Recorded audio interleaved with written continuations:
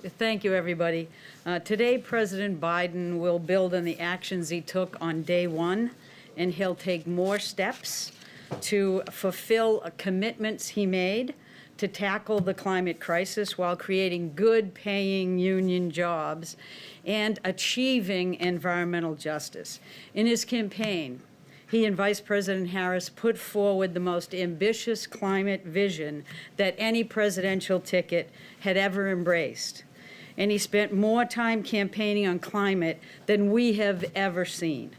The president also has consistently identified the climate crisis as one of 4 interrelated existential crises that are gripping our nation all at once. And he's demanding answers that can address all 4. And he's not waiting to take action, getting us started on his first day in office, because science is telling us that we don't have a moment to lose to fight against all 4 of these crises in a way that recognizes their intersectionality. He's always committed the U.S. to re-enter, he's already committed the U.S. to re-enter the Paris Climate Agreement, and he committed us as well to start undoing the assault on our environment that has occurred over the past 4 years. And he is now taking additional action to really target the challenge of climate change. So today, for me, is a very good day. Just 1 week into his administration, President Biden is continuing to move us forward at the breadth and the pace that climate science demands. Today's executive order starts by saying it is the policy of this administration that climate considerations shall be an essential element of U.S. foreign policy and national security. That's where the big guy comes in.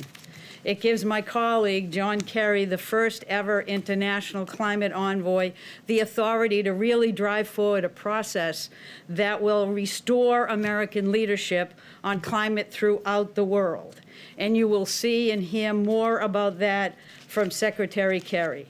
But here at home, we have to do our part, or we will not be able to make the kind of worldwide change that climate change demands. So this executive order establishes a White House Office of Domestic Climate Policy, and it directs everyone who works for the president to use every tool available at our disposal to solve the climate crisis, because we're going to take a whole-of-government approach. We're going to power our economy with clean energy. We're going to do that in a way that will produce millions of American jobs that are going to be good paying, that are going to be jobs that have the opportunity for workers to join a union. Because, as President Biden has often told us, when he thinks of climate change, his first thought is about jobs, and it should be, because people in this country need a job. And this is about making that happen in the most creative and significant way that the federal government can move forward. And we're going to make sure that nobody is left behind. And I'm not just talking about communities in terms of environmental justice, but workers as well. This order takes historic strides to address environmental injustice. It creates both a White House interagency task force to address environmental justice, as well as an advisory council. It directs the Department of Health and Human Services to create an Office of Climate Change and Health Equity, because after all, climate change is the most significant public health challenge of our time. And it tasks the Department of Justice with establishing an Office of Climate Justice, because we know the communities who are being hurt, and we know we have to start enforcing the standards today and ensuring that they are part of the solution in the places that we can invest. In fact, it commits 40% of our investment in clean energy towards disadvantaged communities so they can benefit from the new jobs that are available and seed that better future. President Biden's order establishes a working group on coal and power plant communities, because we have to make sure that in this transition, every agency in government is using every tool at their disposal to drive resources to those communities. And it fulfills long-standing commitments to leverage our vast natural resources to contribute to our clean energy future. It places a pause and review on new oil and gas leases on federal public lands and waters, consistent with a promise President Biden has repeatedly made and has been very clear in the face of efforts to distort his promise. And it sets a goal of doubling offshore wind production by 2030. In addition, he plans to sign a presidential memorandum that aims to restore scientific integrity across the federal government and earn back the public's trust, making a commitment to base solutions on the best available science and data. So today is a very big day for science and for our efforts to power our economy with good-paying union jobs. Thank you very much.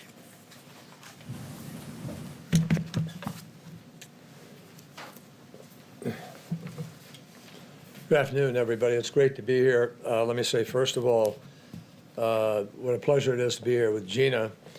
I'm a big fan of Gina's. Gina and I worked very, very closely together during the campaign when we sat down to bring the Bernie Sanders folks together around the Biden climate plan. And she is the perfect person to be tackling the domestic side of this equation, which is complicated. And nobody knows the details better than she does, and nobody's going to be more effective at corralling everybody to move in the same direction.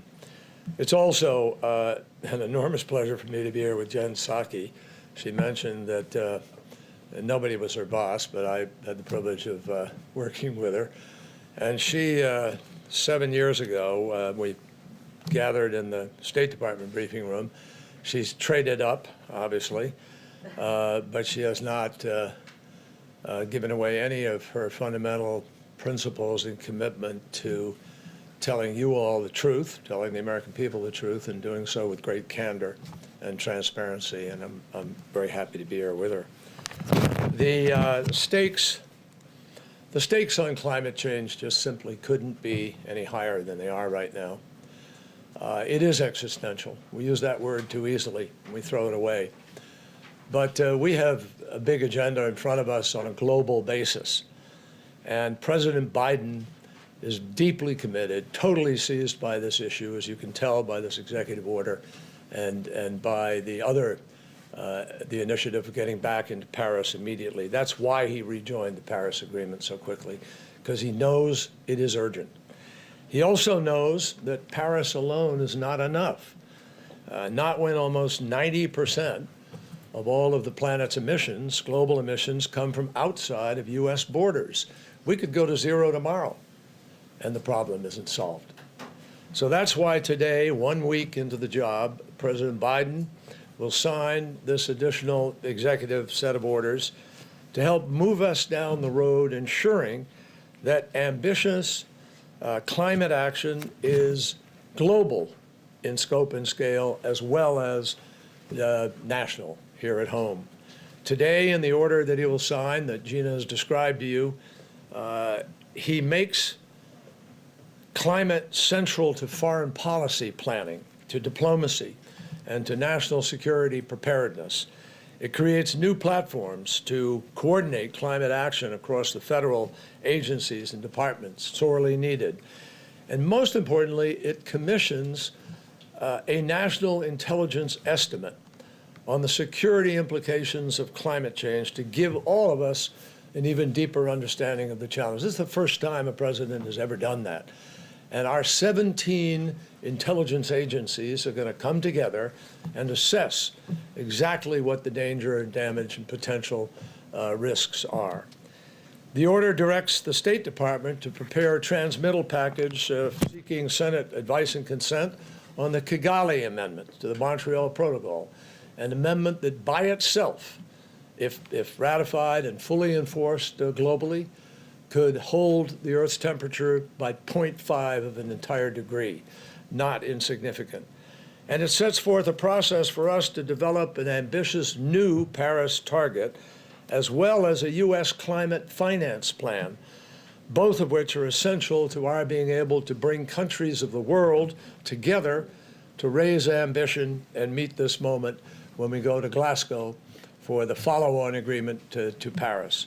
So that's the only way for the world to succeed together, my friends. And so, again, this is an issue where failure literally is not an option. As he committed to doing on the campaign trail, the president is announcing that he will host a leaders summit on climate change less than 3 months from now, on April 22nd, Earth Day, which will include a leader-level reconvening of the major economies forum. We'll have specifics to lay out over time, but the convening of this summit is essential to ensuring that 2021 is going to be the year that really makes up for the lost time of the last 4 years, and that the UN Climate Conference, COP26 as it's called, which the UK is hosting in November, to make sure that it is an unqualified success. The road to Glasgow will be marked not just by promises, but by progress at a pace that we can all be proud of, and Gina is going to be putting her efforts into making certain that that is true. The world will measure us by what we can do here at home. So with these executive actions today, we believe we're steps further down that journey. Thank you. All right, let's start with Nancy. Thank you so much, Secretary Kerry. A question for you and then for Administrator McCarthy. You talked about the fact that it won't really matter what we do very much if the rest of the world doesn't do the same thing. But the U.S. has had a fairly rocky relationship with China recently. How do you plan to try to bring both China and India to the table on this issue? Well, before I answer that, let me just say that the issue of making a difference, i.e. what we do at home, what I'm saying is you can't solve the problem alone, but our doing things makes an enormous difference. What Gina succeeds in pulling together is essential to our ability to have credibility in the world. Now, with respect to China, obviously we have serious differences with China on some very, very important issues. And I am as mindful of that as anybody, having served as Secretary of State and in the Senate. The issues of theft of intellectual property and access to market, South China Sea, I mean, run the list. We all know them. Those issues will never be traded for anything that has to do with climate. That's not going to happen. But climate is a critical standalone issue that we have to deal on in the sense that China is 30% of the emissions of the world. We're about 15% of the emissions of the world. You add the EU to that, and you've got 3 entities that are more than 55% or so. So it's urgent that we find a way to compartmentalize, to move forward, and we'll wait and see. But President Biden is very, very clear about the need to address the other issues with China. And I know some people have been concerned. Nothing is going to be siphoned off into one area from another. And then a question for either of you on coal. Your executive order talks about oil and gas on federal lands, but it doesn't really say much about coal. What is this administration's policy when it comes to coal? Well, in terms of the oil and gas decision, is to make sure that we take a little pause and review the entire strategy of how we're looking at public lands. So it will include looking at what new leases ought to be approved and sold. It's looking at our ability also to look at coal in that mix. So the program review is going to look at how we manage public lands consistent with climate, but also consistent with the marriage between climate and really growing jobs of the future. So it will be in the mix to be looked at, but it is not at this point included. It was not part of the commitments on the campaign, but we're going to take a close look at all of it. And can I just add on your comment about China, which I'm not going to speak to the international dynamic, but I am going to say that part of the challenge that we face here is a challenge that President Biden has already started to address with his Buy America pledge, we have to start not just shifting to clean energy, but it has to be manufactured in the United States of America, not in other countries. And there is going to be a large discussion about how we make sure that a lot of the investment is about building up our manufacturing base again. That's great jobs. That's often, hopefully, union jobs. But it is also a wonderful opportunity for us to recoup the benefits of that manufacturing and lower the cost of clean energy. Part of the way we're going to get there is by making sure the federal government buys American and that the federal government looks at its procurement across every agency so that the breadth of what we spend is spent designed to advance job growth in the United States, to advance health benefits for environmental justice communities, and to begin to tackle the very challenge, the existential challenge of climate change. Jeff Mason? Thank you. Jeff Mason with Reuters. Question for both of you. Can you give us a sense of when you expect to have the so-called NDC, or U.S. target for cutting greenhouse gas emissions as part of the Paris Accord? And can you also give us a sense of how ambitious you plan to make that number? Will it be 40%, 50%, higher than that? We're united in this. Yeah, I'm the dude who's supposed to deliver this in a timely way, and he sets the timing. So that basically, we want to make sure that the NDC is something that can be announced before the summit on Earth Day. And so we're going to be out of the gate working with the agencies to see what kind of reductions and mitigation opportunities there are. And also, again, to look at our public lands to make sure that we can continue to store carbon in our soil, to work with agriculture and others, to look at how we better manage our forests so we're not seeing the devastating forest fires that we've been having before.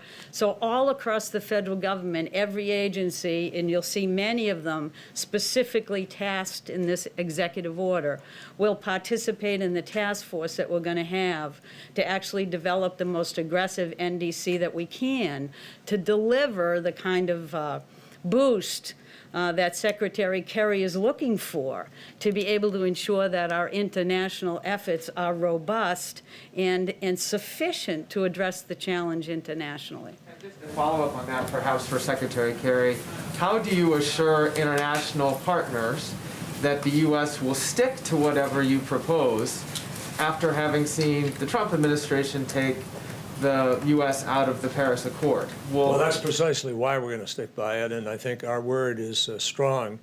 I've been on the phone for the last few days talking to our allies in Europe, elsewhere around the world, and they are welcoming us back. They know that this administration already had a significant part of what has brought us to, will bring us to Glasgow, which was the Paris Agreement.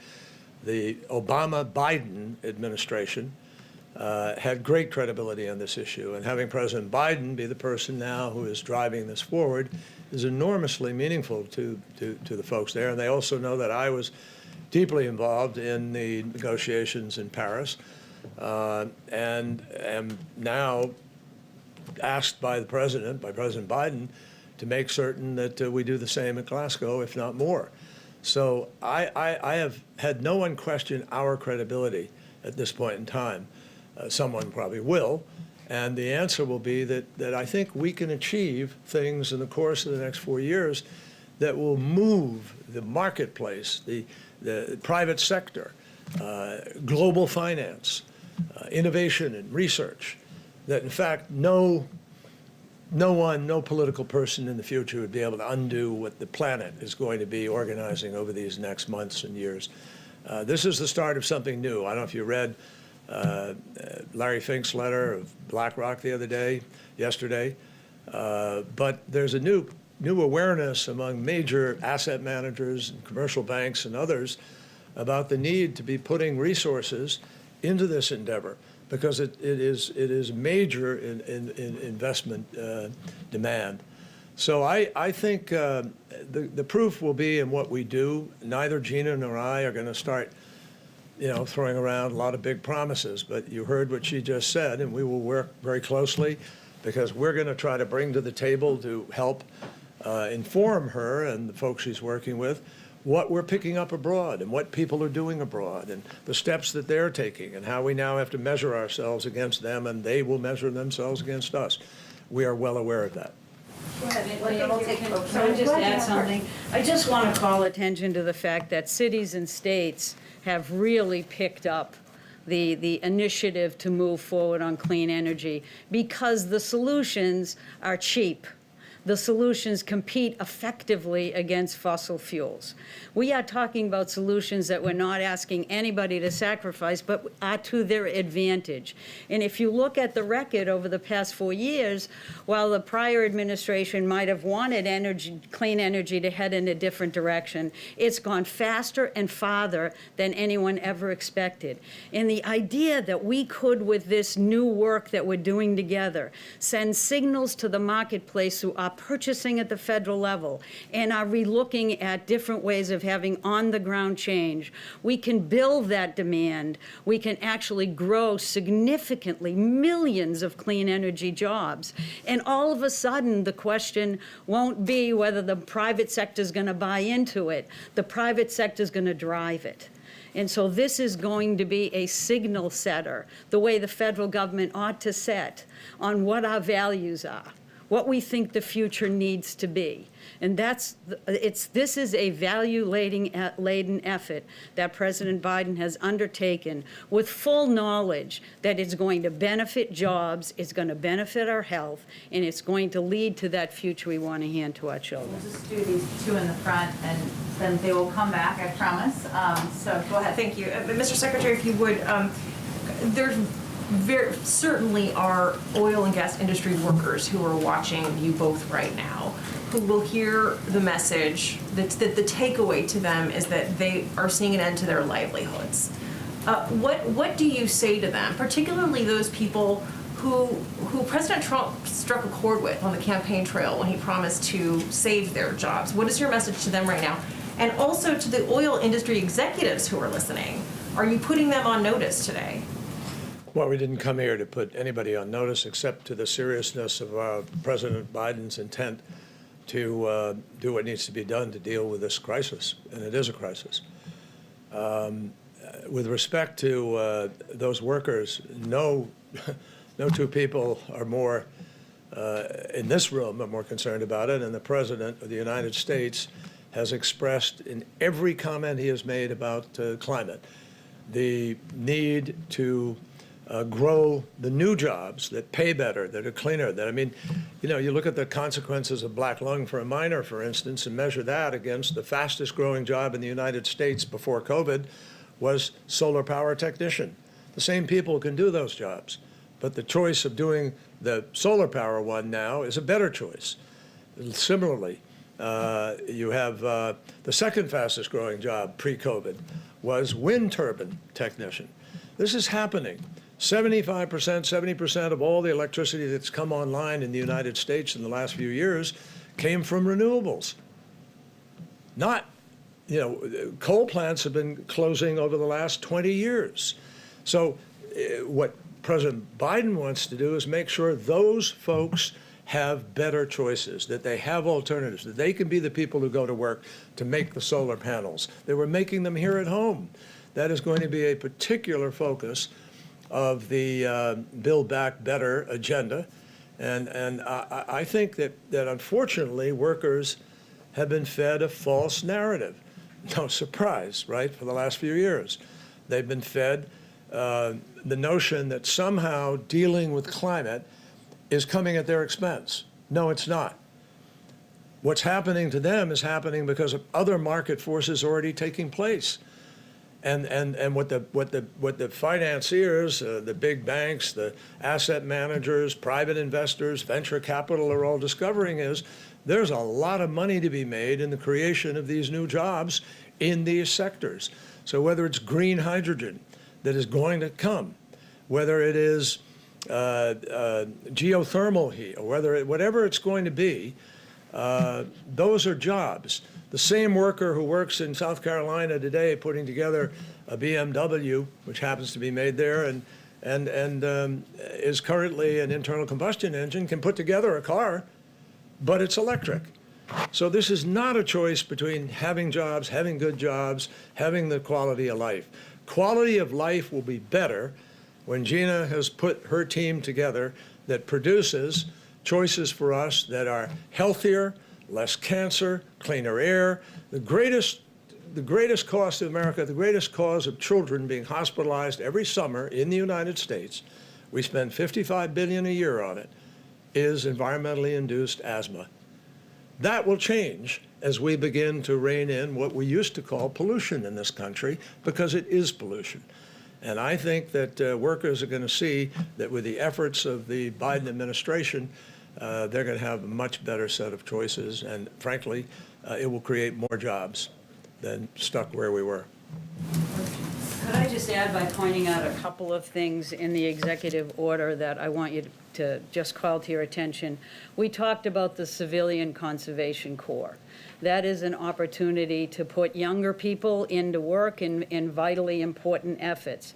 But if you look at this, it also has set up a task force that is looking at these coal communities that are really reliant on their local energy and utility.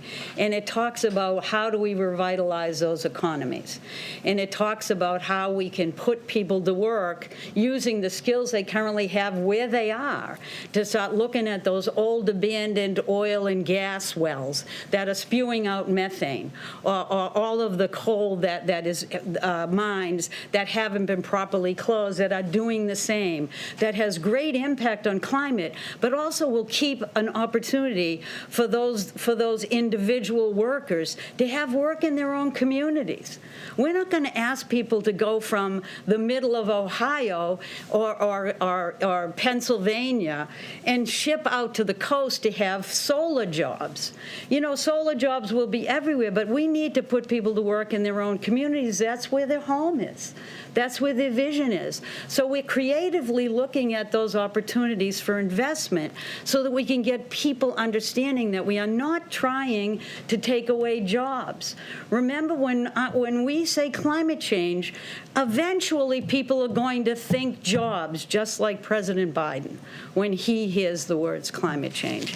And so we'll do everything we can to recognize that revitalization is necessary in these communities, to find creative ways to put them to work, and then we're going to do as Secretary Kerry says, and start investing in new technologies and new manufacturing. And that includes large manufacturing like cement and steel. That's work that we should be doing here. That's work that inevitably is going to be necessary to rebuild our infrastructure, which is also one of the biggest opportunities we have for job growth moving forward. Two quick ones. Sure. Administrator, one to you and one to the Secretary, if I may. What you may hear from some corners of criticism is why are we doing this now when we're already in an economic crisis? You look at the state of New Mexico, where 1/3 of the state's budget is funded by oil and gas. So why not let the country get back on its feet before we do this? Well, the issue in New Mexico is that somebody reported a bit incorrectly, or maybe not as precisely enough, that this wasn't about impacting existing permits and fracking. This was about new leases on federal lands. So I think that the opportunity for the states to continue to accrue the royalties from both coal and oil and natural gas that is properly done on federal lands is going to continue. And there's even an opportunity in the review of that program to look at the royalty issues, look at the job growth opportunities, look at a variety of things to make sure that public lands are being properly managed. Now, in terms of the job issue, we're explicitly doing this because our economy is right now stagnant. We have millions of people out of work, out of jobs, millions of people that are afraid they can't feed their families. If you're faced with that, what do? You boost the economy and you grow jobs. But why at the same time aren't we thinking about the weaknesses of our current economy in terms of the number of environmental justice communities that have been left behind, the number of people that are breathing dirty air and their kids are getting asthma? So instead, let's think about all of it at the same time. I know it's a crazy idea in your bureaucracy. You're only supposed to do one thing. What we're going to do and think about all of it, because people need to have jobs. This is all about building the jobs of the future we want, not continuing to niddle at an economy that is no longer going to be where our future lies. And Mr. Secretary, to you right now over the course of this first week, there are a lot of big priorities here. There's COVID, the economy, immigration, racial justice, now climate change. As a veteran of Congress, of the Senate, what is the priority and how quickly do you need legislation to make this permanent? Well, Peter, the priority is precisely what the president has set out, all of them, all 6 of the major crises that he faces. And he's addressing every single one of them, and he knows that the United States, all of us, have the ability to be able to do that. And the reason that has to be done is every single one of them are life and death. Every single one of them represent a challenge to the very fiber of our society. And the other reason, obviously, everything, I agree with everything Gina said, but I'd simply add that the other reason for doing it now is the science tells us we have to. And that's one of the things the president is restoring today in the executive order is respect for science and the science office. So, I mean, $2 trillion price tag, $2 trillion for COVID, $2 trillion for this. It's a lot of money to a lot of Americans. it is real money, and yes, it's a lot of money, but you know what? It costs a lot more if you don't do the things we need to do. It costs a lot more. There are countless economic analyses now that show that it is now cheaper to deal with the crisis of climate than it is to ignore it. We spent $265 billion 2 years ago on three storms: Irma, Harvey, and Maria. Maria destroyed Puerto Rico. Harvey dropped more water on Houston in 5 days than goes over Niagara Falls in a year. And Irma had the first recorded winds at 185 miles an hour for 24 sustained hours. That last year, with one storm, $55 billion. So we're spending the money, folks. We're just not doing it smart. We're not doing it in the way that would actually sustain us for the long term. So this is critical. The goal of the Paris Agreement was to hold the Earth's temperature increase to 2 degrees centigrade. Even if you did everything that was in Paris, we're going up to 3.7 or 4. That's catastrophic. What President Biden is trying to do is listen to science, listen to facts, and make tough decisions about what we need to do to take the world to a better place, and particularly our own country. And that is what he is committed to doing. So, yes, there are a lot of challenges right now, which sadly, all of them were exacerbated by the last 4 years. Now we have to try to make up for that. And that is a hard pull, but this president is capable of doing it, and he's putting together a great team that I think can help him do that. Thank you, sir. Thank you. Thank you. Thank you, Gina McCarthy. Thank you, Secretary Kerry, for joining us. You're free to go. Thank you. To go see the president. So you can all see they're both experienced and passionate and tenacious, having worked with both of them in the past. So the crisis is in good hands. I know we have a short period of time here, but I just wanted to provide an update on a question that you all have been asking a bit about, which is what some of the outreach our teams are doing as it relates to the COVID package that is a top priority for President Biden. As we have talked about almost every day in here, probably every day, our team continues to build support for the American Rescue Plan as more and more voices across the country recognize the urgent need to get American families the help they need. We've obviously seen a broad coalition of support emerge from the Chamber of Commerce to Senator Sanders and organized labor to hundreds of mayors and local public health officials. The president and vice president are engaged directly with members and have had a number of productive conversations that will continue through the course of the week and will only pick up in the days ahead. Senior White House officials are also engaging with not just congressional leaders, but also state and local officials, key constituency groups, and others to gather feedback on the proposal and move the package forward. So let me give you a couple of examples from just yesterday. Chief of Staff Ron Klain engaged with members directly throughout the day, as did Senior Advisor Anita Dunn, which they will both continue to do moving forward. Counselor to the President, Steve Ricchetti, and Office of Legislative Affairs Director, Louisa Terrell, are quarterbacking the team's broader legislative outreach and have had dozens of conversations with individual members to understand their priorities and receive their feedback. In addition to ongoing conversations with leadership on both sides of the aisle, already this week, members of the National Economic Council and Domestic Policy Council and staff from Treasury have met with the relevant committees, including Senate Banking Committee, Senate Finance Committee, House Ways and Means, House Financial Services, House Education and Labor, and the bicameral Small Business Committee. NEC Director Brian Deese is doing one-on-one briefings with members of Congress and meetings with caucuses, including yesterday's meeting, which I believe has been reported, with the Problem Solvers Caucus to discuss the proposal. Hill engagement will continue with Jeff Zients and Brian Deese meeting with the New Dem Coalition, along with several other briefings that are scheduled. Also, our outreach isn't limited to Congress, which is vitally important. This isn't just about speaking to elected officials. This is also about speaking to the country and building support and educating and engaging with leaders across the country. So yesterday, Jeff Zients and his team spoke with bipartisan governors. As you all know, they talked about the COVID package by the National Governors Association, organized by them, and administration officials briefed tribal leaders and a number of mayors yesterday as well. And the Office of Public Engagement, led by Cedric Richmond, briefed civil rights groups yesterday, including the NAACP, the National Action Network, Justice Action Network, Urban League, Coalition of Black Civic Participation, and Black Women's Roundtable.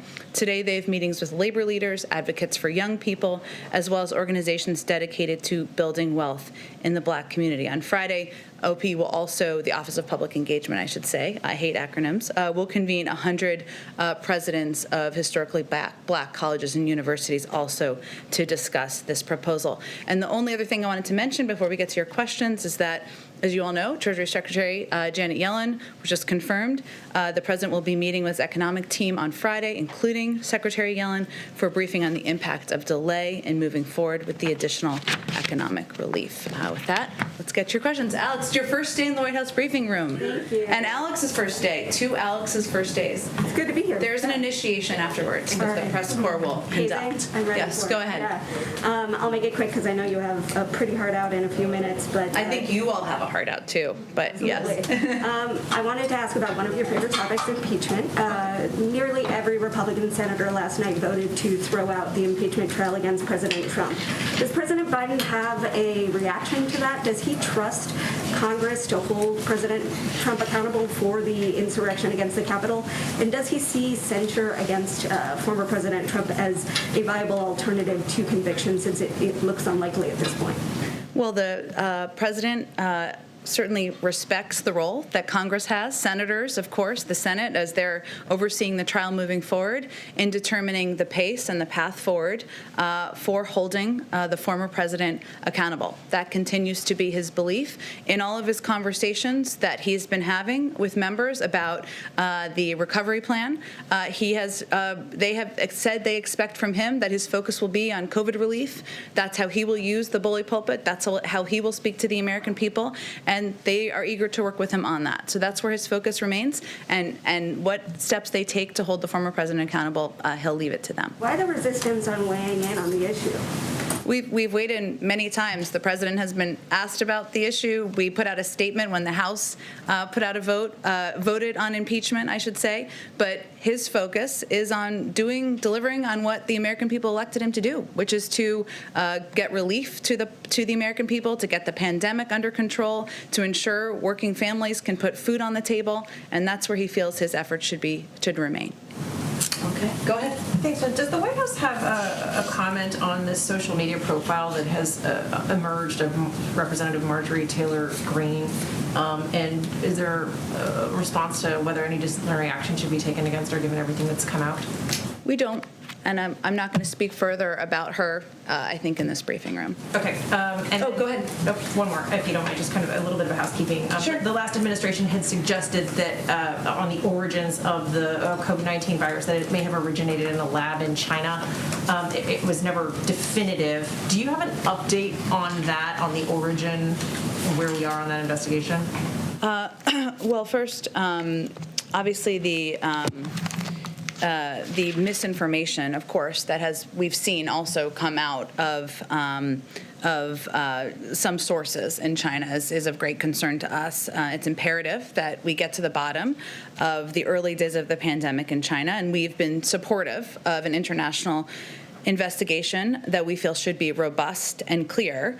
Our view is that we must prepare to draw on information collected and analyzed by our intelligence community, which is something that is ongoing, and also to continue work with our allies to evaluate the report's credibility on the investigation once it's done. In addition, as you all know, Secretary of State Tony Blinken was just sworn in yesterday, and one of his priorities is, of course, ensuring that our staffing on the ground in Beijing, which is something that fell back in the last administration, is returned to what it was prior, which means we want to have science experts, policy experts on the ground in the roles that they should be serving in to ensure that we're also there representing our interests from the United States on the ground in China.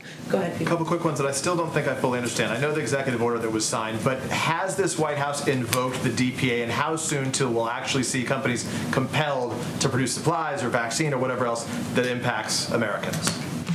It was invoked the day it was signed, within 24 hours of it being signed. You said that jump-started the process, so I guess that meant it was invoked. Yes, and I confirmed that when it was the next day, the following day in the briefing room, which I realize everybody can't be here every day because of COVID. But it was invoked, and it means that our work is ongoing with companies to ensure that we are expediting the manufacturing of materials to ensure that we can get 100 million shots in the arms of Americans. And I know there's been some confusion about this and what exactly it is. What does the DPA mean? There are a few examples that our team has cited, including on vaccine supply, low dead space syringes, which means it allows for the ability to get an extra dose into the Pfizer vial, which is important to getting more doses out there. Help additional N95, the production of additional N95 masks, isolation gowns, gloves, pipette tips, and high absorbency foam swabs. So we're really talking about very specific materials that can be used by vaccinators to get these shots in the arms of Americans. Thanks for clarifying. There was some confusion on the earlier call, which is why I repeated here. Let me ask one other question. Yesterday, you deflected this to the USOC, but my question's a little bit different today. We're now hearing from the organizers of this year's Summer Games in Japan, and the head of Japan's Olympics Committee is seeking public reassurances from President Biden himself, given that the U.S., of course, is the largest contingent of athletes, that the games should be able to go on. As the world is dealing with the pandemic right now, based on where we are now with the vaccine, does President Biden believe the games in Japan can safely go on? Well, the president, and I'm not sure if this readout had gone out yet, but he had spoken with the Prime Minister of Japan earlier this morning, and a readout was going out as we were coming out to the briefing. I'm not sure if they spoke about the Olympics. I'm happy to check with our national security team on that. To follow up with, but I don't have any more assessment of the Olympics at this point in time. Whether he has, so it hasn't been discussed whether he has a position on whether it would safely be able to go on yet. I don't have anything more other than I haven't had much on it, but I don't have anything more than I've had on other days on it. So we ask. So we'll follow up with understood, and they just had a call this morning, but I haven't had a chance to talk to him specifically about it. Go ahead. Jen.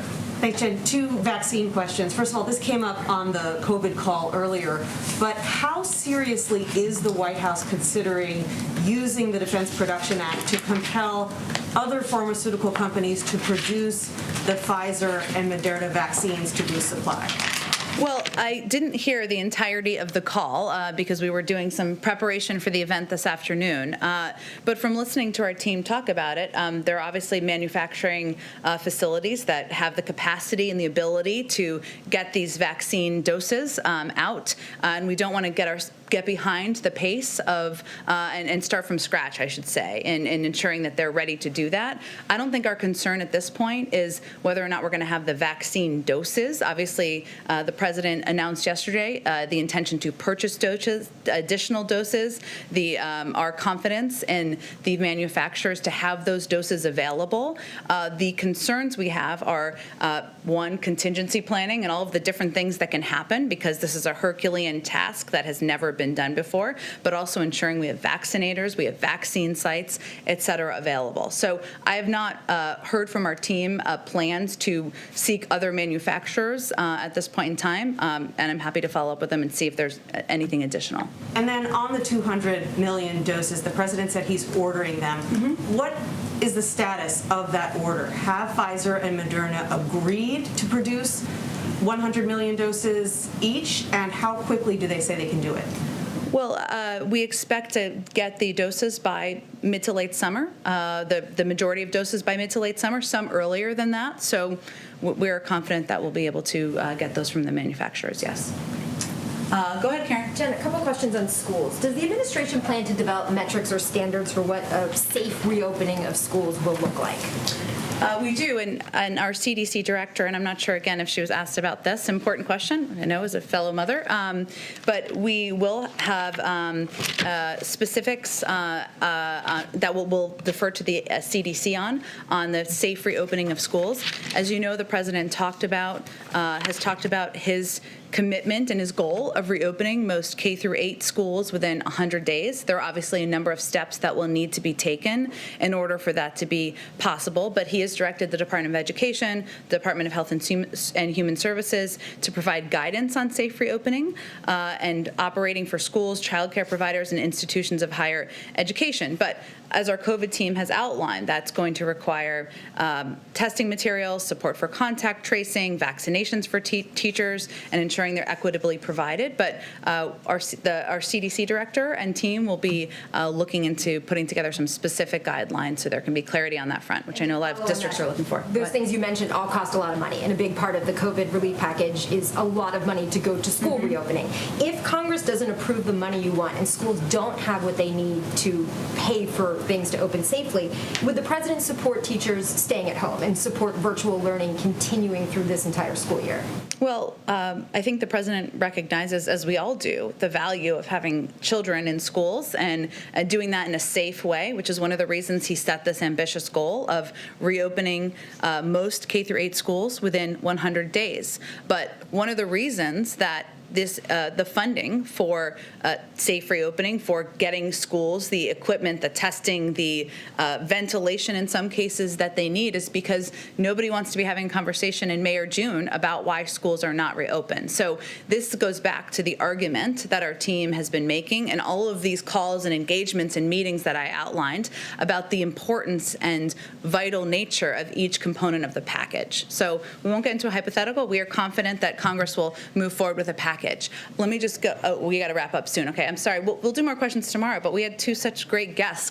Jen, go ahead. Thanks. I just have two quick questions. One is just on the climate actions today. They leave out Treasury's Financial Stability Oversight Council, which experts say could play an influential role in addressing climate risks. Does the administration have plans to take action on climate finance, and should FSOC direct agencies and regulators to address climate change?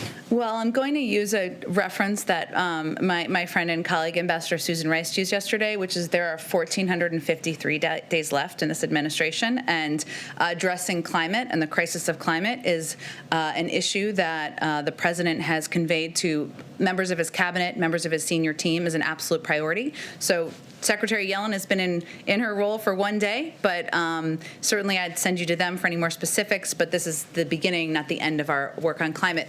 Nadia, go ahead. Is the White House concerned about the stock market activity we're seeing around GameStop, and now with some other stocks as well, including the a subsidiary or whatever, the company that was Blockbuster? And have there been any conversations with the SEC about how to proceed? Well, I'm also happy to repeat that we have the first female Treasury Secretary and a team that's surrounding her, and often questions about market we'll send to them. But our team is, of course, our economic team, including Secretary Yellen and others, are monitoring the situation. It's a good reminder, though, that the stock market isn't the only measure of the health of our economy. It doesn't reflect how working and middle-class families are doing. As you all know from covering this, we're in the midst of a K-shaped recovery. America's workers are struggling to make ends meet, which is why the president has introduced this urgent package to get immediate relief to families. All right, I'm going to go Nadia, and then we'll be totally done because everybody has to go. Okay, go ahead. Thank you, Jen. Good to see you on a different podium. I have two questions, Sure. one about COVID and one about China. Okay. Regarding COVID, the president promised to increase supply to states by 10 million doses. Yet, statistics shows that 47% of Americans are hesitant to take the vaccine, despite that the president and the vice president took it publicly. What is the administration doing to convince Americans to take it, to reach the herd immunity by, say, 70% by the fall? You're absolutely right, Nadia, that this is one of the biggest challenges we face. And for anyone who tuned into the briefing that our health team led this morning, it was one of the first issues that CDC Director Dr. Walensky raised. And one of the things we're doing is prioritizing providing correct information about it. And the vaccines, so I'll take the opportunity. The Pfizer and Moderna vaccines are safe and effective. That's one of the things she said today. They were tested in large clinical trials to make sure they meet safety standards. About 30% of U.S. participants in those trials were Hispanic, African American, Asian, or Native American. About half were older adults. And so we want to provide clear data, as I just did, but also we want to meet people where they are, communicate directly with communities of color, people who have concerns, and use medical and health professionals to do exactly that. Okay, you had a China question, and then you really have to go, but go ahead. And second, many welcome to your rejoining of the WHO, yet some wants to push for a transparent investigation into the relationship between China and WHO. And also, yesterday in her hearing in the Senate, Governor Raimondi declared to blacklist Huawei technology in the U.S. Is this some kind of caving into China, or is that a nuanced way to deal with China? So I think the second reference, I think, was to Huawei, right? And then yes. So let me just convey clearly our position on this. Let us be clear, telecommunications equipment made by untrusted vendors, including Huawei, is a threat to the security of the U.S. and our allies. We'll ensure that the American telecommunications network do not use equipment from untrusted vendors, and will work with allies to secure their telecommunications networks and make investments to expand the production of telecommunications equipment by trusted U.S. and allied companies. Again, we'll take many more questions tomorrow. Thank you all. Have a great rest of your day. Thank you. Hello, everyone. I'm Tanya Rivero. We have been listening to White House Press Secretary Jen Psaki, who today was joined by Special Presidential Envoy for Climate John Kerry and National Climate Advisor Gina McCarthy. McCarthy summed up the president's goals for renewable energy consumption and stressed earning the public's trust by following the science. She emphasized better climate policy will lead to more jobs, saying the country needs to spend to advance job growth as the country moves away from coal. John Kerry continued that argument, saying workers, particularly in the coal industry, had been dealt a false notion during the Trump administration that tackling climate change would threaten their livelihoods. He says the stakes could not be any higher, saying the science shows us we cannot wait and the world will measure America's commitment based on what it does at home. Kerry says he believes the U.S. government can encourage the private sector to join in the fight against climate change. Later today, we will see President Biden sign several executive orders addressing climate change, which we will, of course, bring to you live as well. In the meantime, CBS News senior White House and political correspondent Ed O'Keefe joins us. Hi, Ed. Great to see you. What more can you tell us about President Biden's stance on climate change and some of the reaction you're seeing to his plans so far? Yeah, well, look, I think a few things. First of all, the fact that he's hired a former Secretary of State and former administrator of the Environmental Protection Agency to take on special roles and new roles in a White House to deal with this issue is a sign of how seriously they believe they're taking it. John Kerry sort of tasked with dealing with climate change at the global level, engaging other countries around the world about how to fight this problem, while Gina McCarthy, the former head of EPA, will be looking at sort of the domestic side of this and how it can be written into legislation, how agencies can be working on making things a little more eco-friendly, if you will, across the country. The orders that he is signing are in some cases familiar. There's a ban on new drilling leases offshore or on federal lands that the oil industry does not like. There are some other changes in terms of how the federal government makes purchasing decisions and making sure that they're environmentally friendly. Other moves generally designed to just continue to get all of government thinking about this issue and figuring out what can they be doing through their policy to make sure that climate change is being combated. But, you know, this was one of the sort of dual crises that the Biden transition and now Biden administration talks about, that the president is committed to continuing to fight. And, you know, there are some who have pointed out that a lot of these more aggressive proposals, while, you know, basically just the kinds of things that they can do at the executive or administrative level, are similar to some of the sort of more, what many thought were more liberal proposals in the Green New Deal. You know, and so in some cases pulling from those ideas that were developed by others in the party. And we'll see ultimately whether any of this ends up in legislation that Congress would consider. Right. All right. So, Ed, what more can you tell us then about President Biden's plan to ramp up vaccine distribution? We know that obviously, you know, it's still early days, but the need is great. Yeah. You know, they've held their first of what they're promising to be about 3-day-a-week briefings with reporters led by top medical and science officials across the government who are trying to tackle the pandemic. People like Jeff Zients, the White House COVID coordinator, Dr. Anthony Fauci, Dr. Walensky, who leads the CDC, today discussing the fact that, yes, hundreds of millions of doses from Pfizer and Moderna are on their way.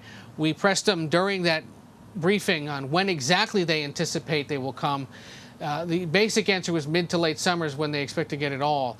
But they also left open the possibility that it could come sooner. A lot of questions also about whether the president is using the Defense Production Act now as aggressively as he could to potentially compel manufacturers to either make the supplies needed to distribute a vaccine or to make the vaccine itself, maybe having other pharmaceutical companies take the mixtures, if you will, and make somebody else's vaccine just for the sake of getting it done.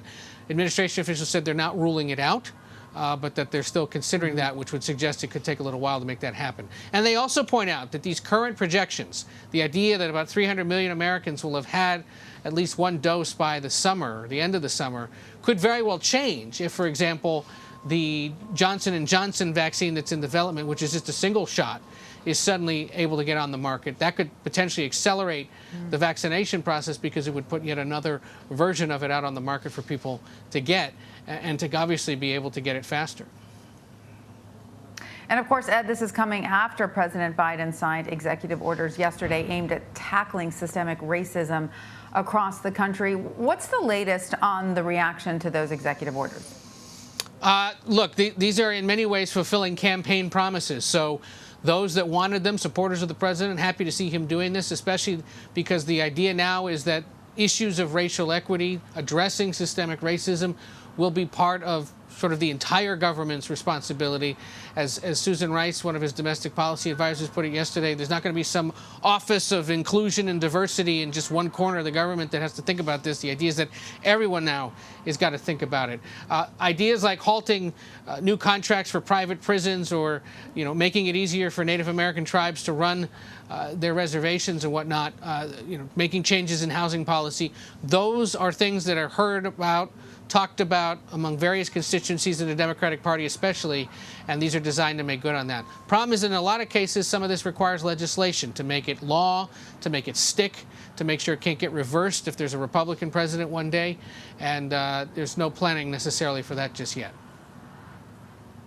And meanwhile, Ed, President Biden had his first call with Russian President Vladimir Putin since taking office.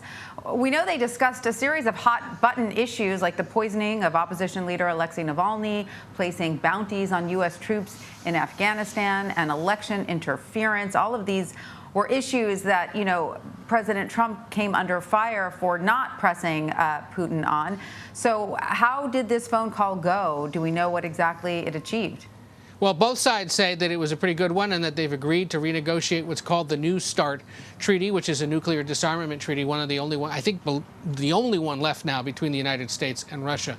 But the White House said that, among other things, as you said, he brought up the concerns about the poisoning of Navalny, the reported bounties on the heads of U.S. troops, meddling in the 2020 elections, and the recent SolarWinds hack of federal agencies, which many still believe is actually ongoing.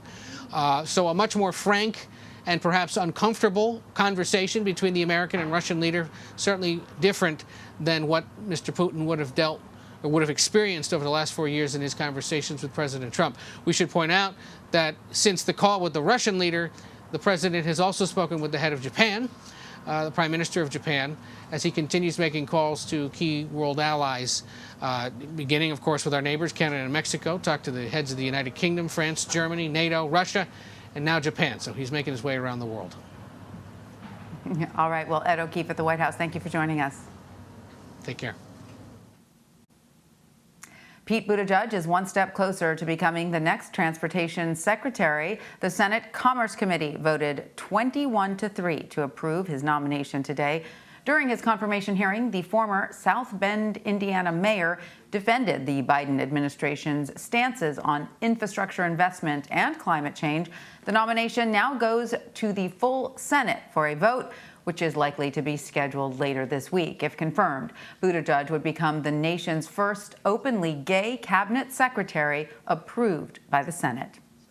Senators have now been sworn in for former President Trump's historic second impeachment trial. All 100 senators were sworn in as jurors Tuesday, marking less than 2 weeks before the trial begins. Former President Trump is being charged with inciting an insurrection for the assault on the Capitol on January 6th. Republican Senator Rand Paul tried to stop it. 5 Republicans joined Democrats to defeat his motion. Democrats will need 17 Republicans to join them in convicting the 45th president, making it unlikely this will happen. Not long after he administered the oath to his fellow senators, Vermont Senator Patrick Leahy was transported to the hospital. His spokesman says he wasn't feeling well and was taken to the hospital out of an abundance of caution. He has since been released and is back at work today. Senator Leahy will preside over the impeachment trial. Meanwhile, former President Trump will be represented by South Carolina attorney Butch Bowers. In an interview with the Washington Post, the lawyer would not say if Mr. Trump will appear at the trial. One teenager is dead and at least 30 people are hurt after a tornado tore through a small town north of Birmingham, Alabama on Tuesday. Fultondale residents are dealing with widespread damage after a twister ripped through their homes and neighborhoods. But Alabama isn't the only place threatened by severe weather. In California, people are bracing for a powerful storm that could trigger mudslides. That's where we find CBS News correspondent Carter Evans. Authorities in Alabama are still combing the wreckage caused by the tornado that tore through a small town north of Birmingham. A 14-year-old was killed while sheltering in a basement. At least 30 others were injured as the twister traveled nearly 10 miles. Meanwhile, in Northern California overnight, heavy snow blanketed the Santa Cruz Mountains, leading to hazardous near whiteout conditions for drivers. The rain and strong wind toppled this tree, crushing the back of a mobile home in Sonoma County. 2 people were inside, but no one was injured.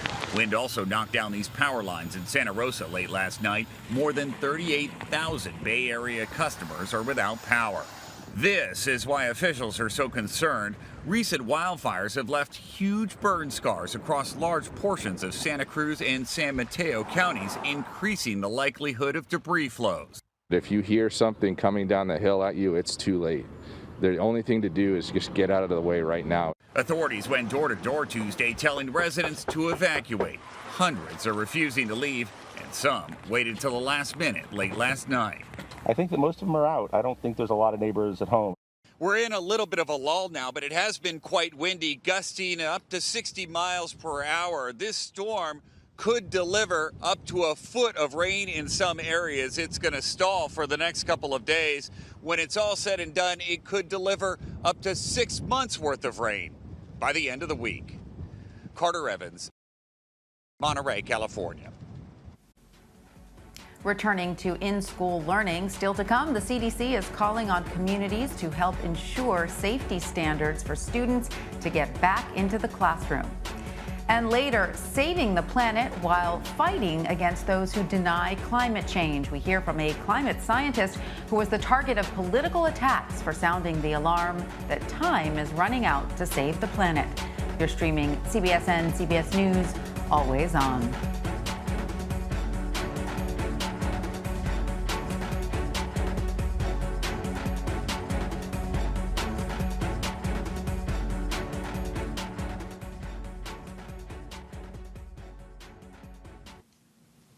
We want to take you now to the White House, where President Biden is delivering remarks and will sign executive actions on climate change. Let's listen in. I can't tell you how much I appreciate the three people standing next to me here for what they've agreed to do to help, particularly my best buddy, John Kerry. Asking a former Secretary of State to come back and do this has been as I know there's a big ask on the part of myself. I was going to blame Kamala for it as well, but for both of us. And but John's been deeply involved. The Secretary's been deeply involved in climate issues as a senator and one of the leaders legislatively as well. And I don't think anybody knows more about the issue and the damage that's been done by some of the executive orders of the previous administration. And Gina, you've run everything. Gina, thank you very much. Let me get to it. Today is Climate Day at the White House, and which means that today is Jobs Day at the White House. We're talking about American innovation, American products, American labor, and we're talking about the health of our families and cleaner water, cleaner air, and cleaner communities. We're talking about national security, America leading the world in a clean energy future. It's a future of enormous hope and opportunity. It's about coming to the moment to deal with this maximum threat that that's now facing us, climate change, with a greater sense of urgency. In my view, we've already waited too long to deal with this climate crisis. We can't wait any longer. We see it with our own eyes, we feel it, we know it in our bones, and it's time to act. And I might note parenthetically, if you notice, the attitude of the American people toward greater impetus on focusing on climate change and doing something about it has increased across the board, Democrat, Republican, Independent. That's why I'm signing today an executive order to supercharge our administration's ambitious plan to confront the existential threat of climate change. It is an existential threat. Last year, wildfires burned more than 5,000 acres in the West, as no one knows better than the Vice President, former senator from California, an area roughly the size of the entire state of New Jersey. More intense and powerful hurricanes and tropical storms pummel states across the Gulf Coast and along the East Coast. I can testify to that from Delaware. Historic floods, severe droughts have ravaged the Midwest. More Americans see and feel the devastation in big cities, small towns, coastlines, and in farmlands, in red states and in blue states. And the Defense Department reported that climate change is a direct threat to more than 2/3 of the military's operational critical installations. 2/3. And so this could well be on the conservative side. And many climate and health calamities are colliding all at once. It's not just the pandemic that keeps people inside, it's poor air quality. Multiple studies have shown that air pollution is associated with an increased risk of death from COVID-19. And just like we need a unified national response to COVID-19, we desperately need a unified national response to the climate crisis, because there is a climate crisis. We must lead global response, because neither challenge can be met, as Secretary Kerry has pointed out many times, by the United States alone. We know what to do. We've just got to do it. When we think of climate change, we think of it, this is a case where conscience and convenience cross paths. where dealing with this existential threat to the planet and increasing our economic growth and prosperity are one and the same. When I think of climate change, I think of, and the answers to it, I think of jobs. A key plank of our Build Back Better recovery plan is building a modern, resilient climate infrastructure and clean energy future that will create millions of good-paying union jobs, not $7, $8, $10, $12 an hour, but prevailing wage and benefits. You know, we can put millions of Americans to work modernizing our water systems, transportation, our energy infrastructure to withstand the impacts of extreme climate. We've already reached a point where we're going to have to live with what it is now. That's going to require a lot of work all by itself without it getting any worse. When we think of renewable energy, we see American manufacturing, American workers racing to lead the global market. We see farmers making American agriculture first in the world to achieve net zero emissions and gaining new sources of income in the process. And I want to parenthetically thank the Secretary of Agriculture for helping me put together that program during the campaign.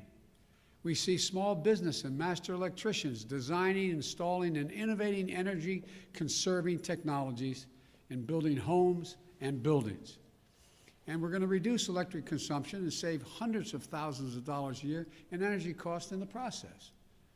And when the previous administration reversed the Obama-Biden vehicle standard and picked big oil companies over American workers, the Biden-Harris administration will not only bring those standards back, will set new, ambitious ones that our workers are ready to meet. We see these workers building new buildings, installing 500,000 new electric vehicle charging stations across the country as we modernize our highway system to adapt to the changes that have already taken place.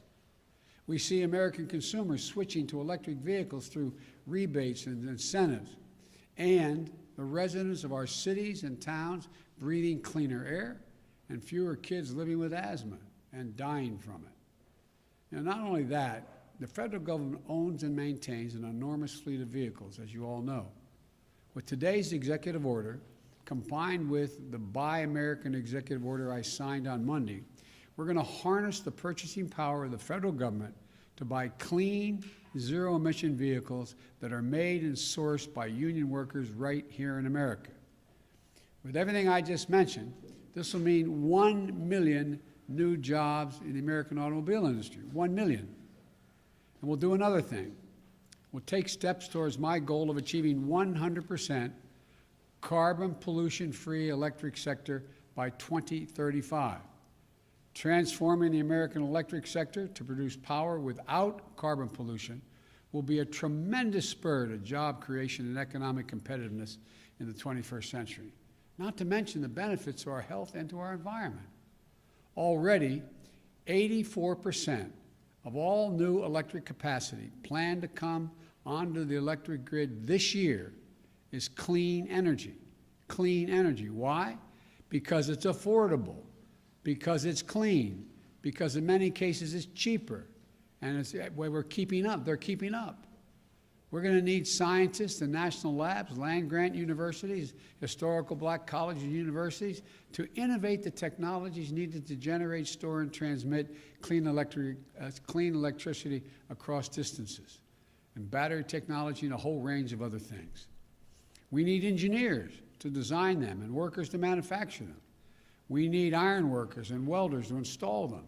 Technologies they invent, design, and build will ultimately become cheaper than any other kind of energy, helping us dramatically expand our economy and create more jobs with a cleaner environment.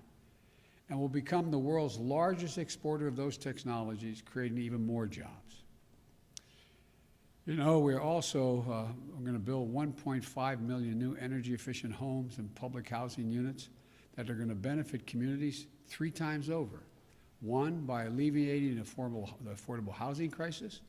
2, by increasing energy efficiency. And 3, by reducing the racial wealth gap linked to home ownership. We're also going to create more than 250,000 jobs to do things like plug the millions of abandoned oil and gas wells that pose an ongoing threat to the health and safety of our communities. They're abandoned wells. They're open now. And we're going to put people to work. They're not going to lose jobs in these areas. They're going to create jobs. They're going to get prevailing wage to cap those over 1 million wells. These aren't pie-in-the-sky dreams. These are concrete, actionable solutions. And we know how to do this. The Obama-Biden administration reduced the auto industry, rescued the auto industry, and help them retool. We need solar energy, cost competitive with traditional energy, weatherizing more, we made it cost competitive, weatherizing more than 1 million homes. The Recovery Act of our the Democratic administration, made record clean energy investments, $90 billion. The president asked me to make sure how that money was spent on everything from smart grid systems to clean energy manufacturing. Now, the Biden-Harris administration is going to do it again and go beyond. The executive order I'll be signing establishes the White House Office of Domestic Climate Policy, and it'll be led by one of America's most distinguished climate leaders, former EPA Director Gina McCarthy. As the head of the new office and my National Climate Advisor, Gina will chair the National Climate Task Force, made up of many members of our cabinet, to deliver a whole-of-government approach to the climate crisis. It's not time for small measures. We need to be bold. So let me be clear. That includes helping revitalize the economies of coal, oil, and gas and power plant communities.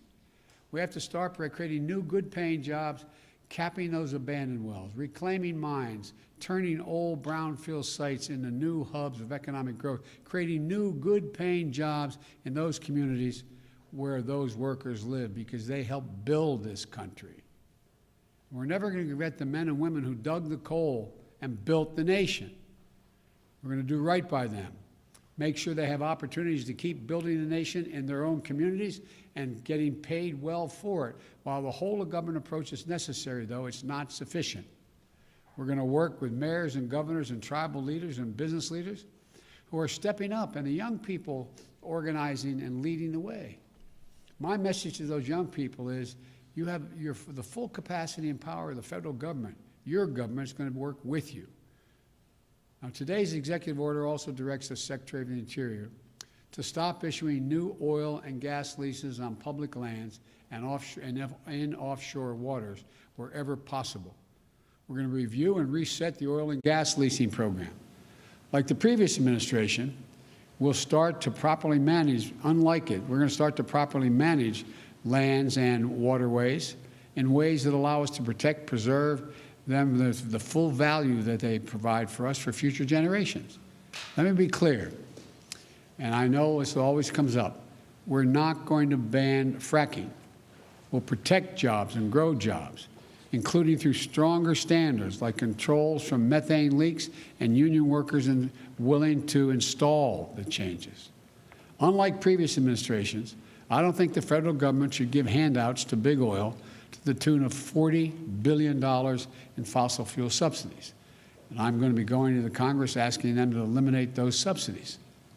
We're going to take money and invest it in clean energy jobs in America. Millions of jobs in wind, solar, and carbon capture. In fact, today's action is going to help us increase renewable energy production from offshore wind and meet our obligation to be good stewards of our public lands. It establishes a new, modern-day civilian climate corps that I called for when I was campaigning to heal our public lands and make us less vulnerable to wildfires and floods.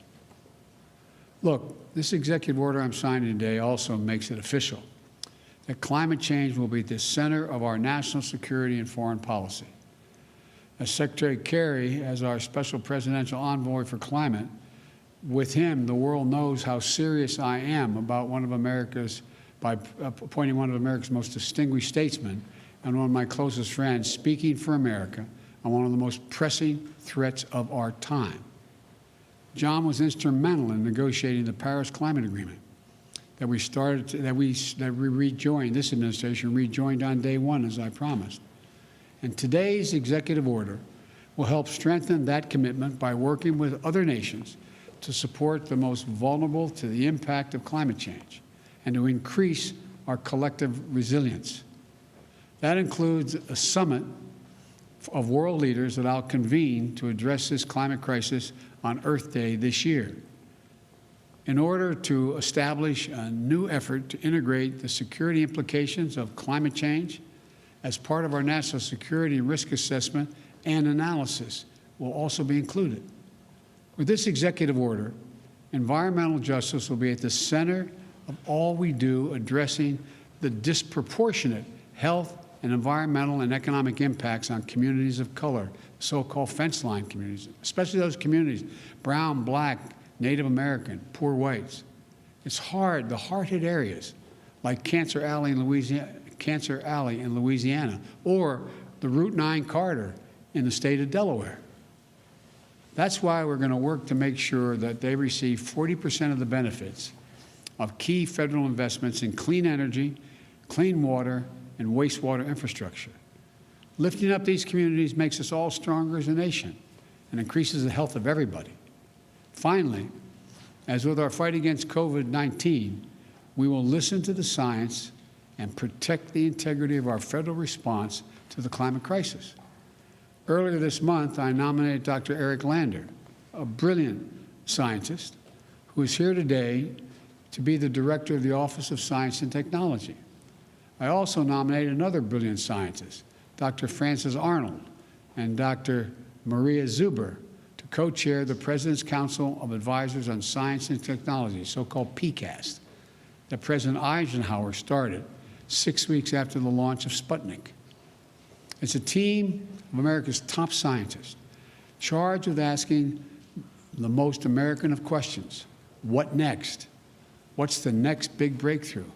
And then helping us make the impossible possible. Today, I'm signing a presidential memorandum making it clear that we will protect our world-class scientists from political interference and ensure they can think, research, and speak freely and directly to me, the Vice President, and the American people. To summarize this executive order, it's about jobs, good-paying union jobs. It's about workers, building our economy back better than before. It's a whole-of-government approach. Put climate change at the center of our domestic, national security, and foreign policy. It's advancing conservation, revitalizing communities in cities and on the farmlands, and securing environmental justice. Our plans are ambitious, but we are America. We're bold. We're unwavering in the pursuit of jobs and innovation, science and discovery. We can do this. We must do this, and we will do this. I'm now going to sign the executive order to meet the climate crisis with American jobs and American ingenuity. And I want to thank you all. I'm going to go over and sign that now.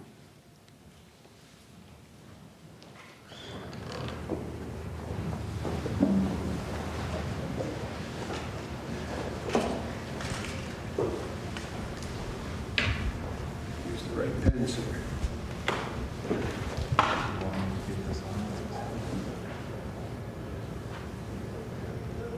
The first order I'm signing is tackling the climate crisis at home and abroad.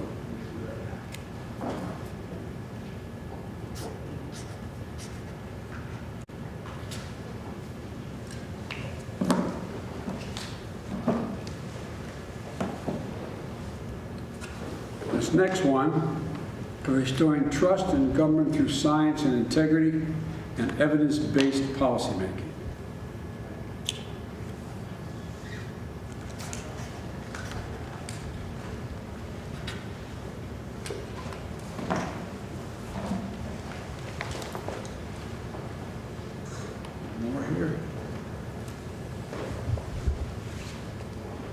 And this last one is the President's Council on Advisors on Science and Technology establishment.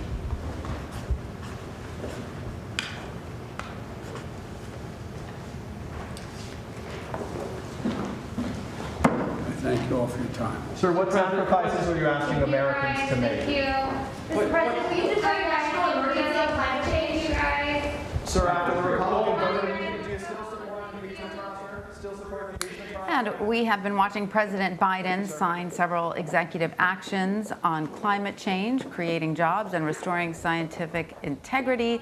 President Biden emphasized that he wants to focus on clean energy, which he believes will help create thousands of jobs. The president said his climate focus will also reduce the racial wealth gap and help build green, affordable housing. He called his measures concrete, actionable solutions as opposed to, quote, pie-in-the-sky schemes. The executive actions he signed were as follows: tackling the climate crisis at home and abroad, restoring trust in government through science and evidence-based policy, the President's Council on Science and Technology. So we're going to take a quick break now, but stay with us. There's a lot more news ahead. You're streaming CBSN, CBS News, always on.